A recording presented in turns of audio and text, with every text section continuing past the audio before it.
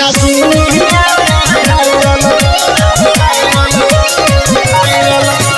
चोरी चोरी बारी में जाकर टिकटक केहन बनो लागे आधा आधा कपड़ा लगा कर टिकटक केहन बनो लागे अहाँ चोरी के देखा लागे पूरा दुनिया में वायरल पूरा दुनिया में वायरल बाप के इज्जत में डोला पूरा दुनिया में वायरल भैया के इज्जत में डोला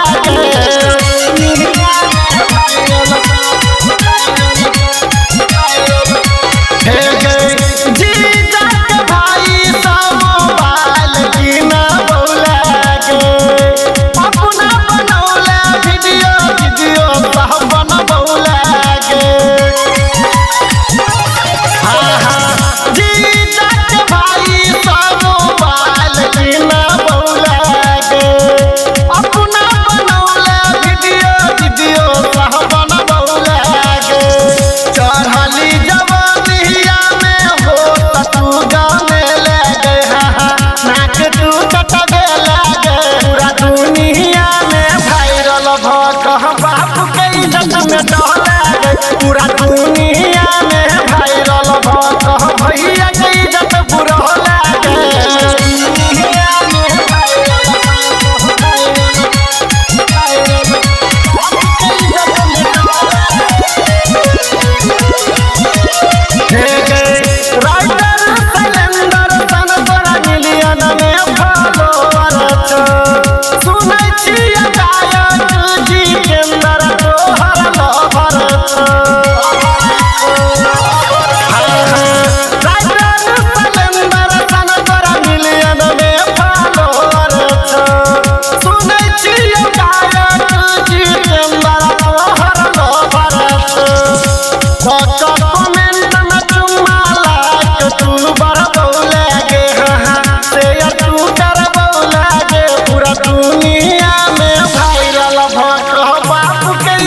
बुरा